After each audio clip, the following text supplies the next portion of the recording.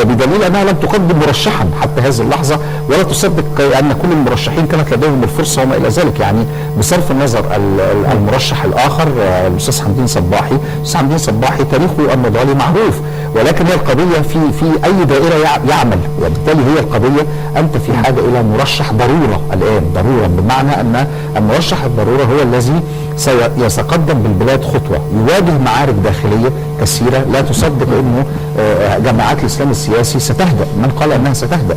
بالعكس، ده هيحدث نوع من الكر والفر طالما هي موجوده. هل الرئيس المنتخب الذي جاء بآلية ديمقراطية لديه القدرة على أن يجمع هذا الشعب؟ أنا ألمح في تصريحات ذكرها المشير السيسي، وبالذات في لقاء الكلية الحربية، وأذكر أنه ذكر بعض العبارات المهمة التي يستطيع أن تكون سقفا لجدول أعمال واضح المعالم، أنه يريد أن يجمع المصريين بأكملهم في بناء هذا الوطن، وأن يكون هناك رسائل مباشرة إلى هذا الشعب.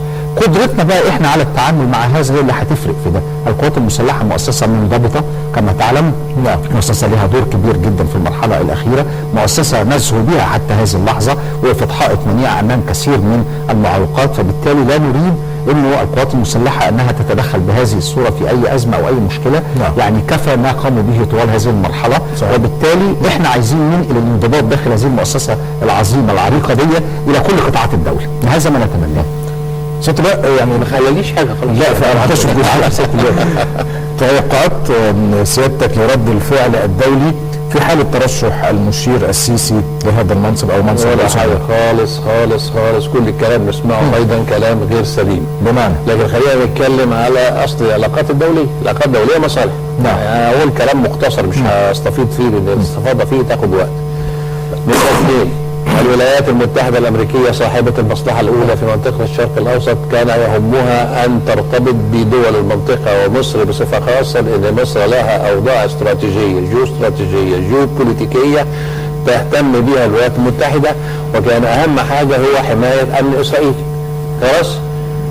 3، أن الولايات المتحدة الأمريكية حينما ترتبط في علاقات دولية مع دولة ما بترتبط مع أكبر قوة تتصور أنها حاكمة داخل الدولة، وبالتالي كانت تعتقد أن جماعة الإخوان المسلمين هي الجماعة المسيطرة.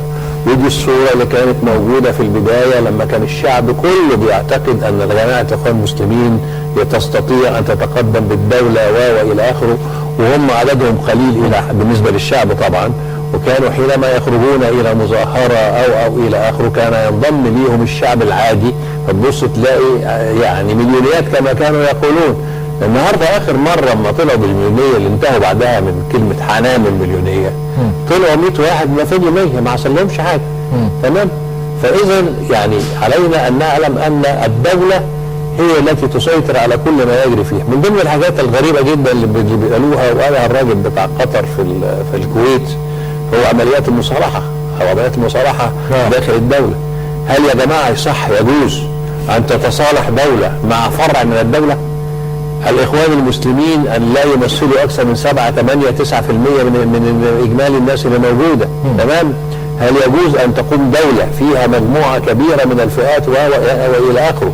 يعني عندنا حاجة 70 حزب على فكرة، أنتوا كنتوا بتتكلموا على أحزاب كم؟ 85 حزب، يعني حاجة غير عادية. ودي حاجة من الحاجات المعوقة على فكرة الديمقراطية، لأن ال 85 حزب دول، الحزب حينما يكون قوة عليه أن يصل إلى قاع المجتمع.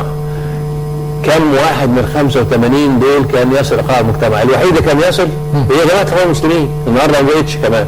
تمام؟ فكل ده عايز إعادة ترتيب مرة أخرى وإعادة التوجهات. كم توجه أيديولوجي موجود في العالم، يساري يميني وسط، دي الى حد 4 5 بس.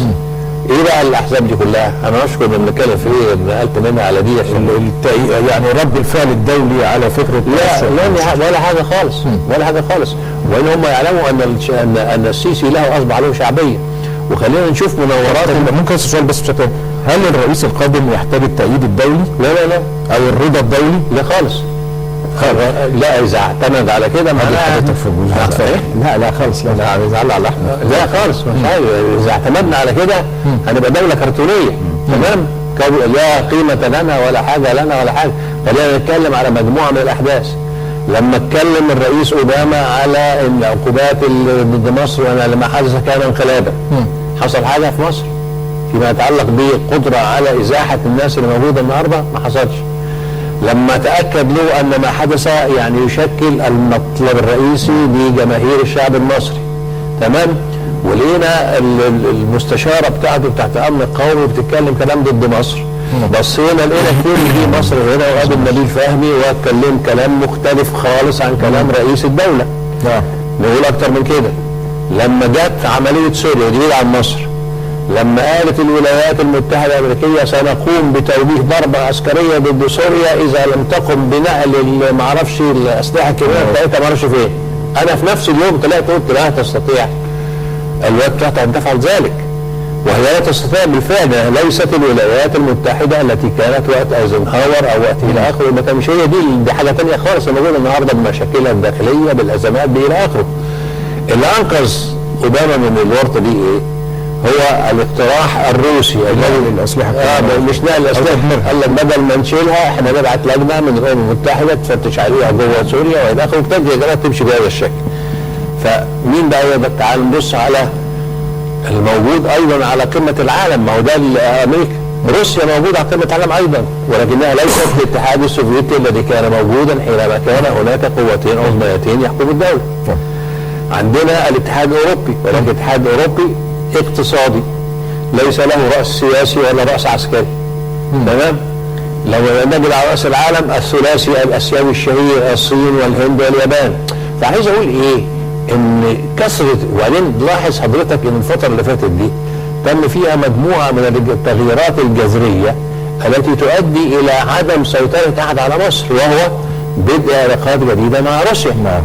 طيب. تمام؟ حضرتك عندك تعليق في الجزئيه دي قبل ما ناخد اراء لا، هو استكمالا لكلام سيادة اللواء احمد، انه مصر ليست في حاله عداء مع العالم، يعني احنا لسه ندخل في حاله عداء مع العالم. بعض يتصور انه العالم سوف يعني يقوم بمواجهه مصر وما الى ذلك. هذه اللغه انتهت منذ يعني التحول الديمقراطي في كثير من الدول التي شهدتها مراحل معينه، يعني ليست في مصر فقط، وبالتالي نحن لن ندخل في مواجهه او مناكفه دوليه مع العالم. لكن في نقطه مهمه قوي، وهو ان الولايات المتحده الامريكيه ليست من مصلحتها التخلي عن مصر. هناك نبره جديده وتوجه جديد في الاداره الامريكيه ولا مصر مش عارف. وبالتالي الولايات المتحده ومصر ايضا، يعني ليست ان مصر النهارده بتعمل توازن في العلاقات النديه في المجتمع الدولي بعد ثورتين، فلا يصح ان احد يحدثنا ان مصر يمكن ان تتجه الى روسيا وتدخل الولايات المتحده. مصر ليس هذا في تفكيرها.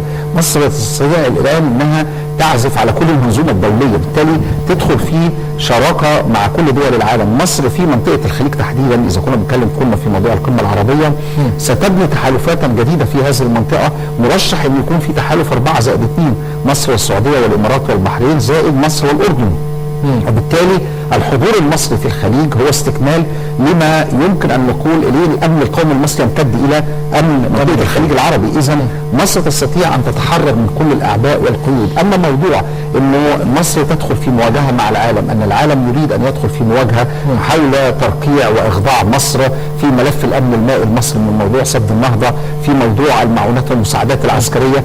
الدول الكبيره والامم العظيمه زي مصر تتعرض لهذه الامور، وانت تشاهد الان حدث استقطاب الدولي في العالم، ليس روسيا ولا الولايات المتحده على الازمه الاوكرانيه، العالم تغير. وبالتالي مصر لديها فرصه كبيره ان شاء الله تعالى حينما تبنى الاستحقاقات القادمه، انتخابات الرئاسه وانتخابات مجلس النواب، ان تتحرر من اعباء كل هذا وترسم سياسه خارجيه اكثر اعتدالا وتوازنا. ناخد بس الساده المشاهدين. السلام عليكم ورحمه الله وبركاته. تحيه طيبه. بعد وجه رسائل المشير يعمل بكل جهده في القضاء على تنظيم غير وهمي، وعندي اقتراح لو ان الدوله يريد تشوف موضوع استصلاح الاراضي وتوزيعها على الشباب. اللهم اجعل مصر امنا وامانا وانصرنا يا رب ونصر. أتمنى أن يتريث المشير في ترشيح نفسه ويتقدم المستشار عدلي منصور لرئاسة الجمهورية فترة انتقالية. دستور يظل المشير حامل للوطن والمواطنين والرجل الخلوق القانوني الهادئ ممسك بزمام الأمور. أمل المصريين المشير يترشح للرئاسة، ده إنسان خايف على بلده ابن مصر. طبعا سيادة المشير هو أكثر شخصية موجودة على الساحة الوطنية، وهو قادم من الجيش، مؤسسة الوطنية ومدرسة الوطنية ومصنع الرجال. معلوم أنه لا يصل إلى قمة هرم القيادة في تلك المؤسسة الوطنية العريقة إلا من كان كفء الاداره والقياده، وده ثقافه عاليه ومعرفه وعلم. احنا وقتنا انتهى، لو حضرتك عندك تعليق سريع واخد تعليق من سياده. لا، هو واضح انه في توجه مزاج شعبي الى ترشيح المشير طبعا بصوره او باخرى، وبالتالي هناك تاكيدات على ان المشير القادم من المؤسسه العسكريه المنضبطه سوف يكون له انعكاس اعتقد على كل مقاليد العمليه السياسيه في المرحله المقبله. كلمه سياده اللواء نختم بيها. والله انا مش هتكلم بقى في الكلام اللي احنا بنتكلمه. انا هتمنى من الله سبحانه وتعالى أن يسود الأمن والأمان والاستقرار في مصر حتى يمكن لنا أن نقوم ببناء الدولة، وأن تنتهي الخطوتين المتبقيتين في الإعلان الدستوري اللي هما الانتخابات الرئاسة وانتخابات مجلس النواب، حتى يمكن أن نرسي القاعدة الأصيلة التي تمكننا من إعادة البناء وتحريك الاقتصاد والاستثمار والسياحة وإلى آخره، وفي نفس الوقت تمكننا من دفع قضايانا ان شاء الله الى مشاهد الدولي. اللي هو دكتور احمد عبد الحليم، عضو المجلس المصري للشؤون الخارجيه والخبير الاستراتيجي، شكرا جزيلا. الدكتور طارق فهمي، استاذ العلوم السياسيه، شكرا جزيلا. شكرا لكم اعزائي المشاهدين. غدا لقاء جديد واتجاهات، فالى اللقاء.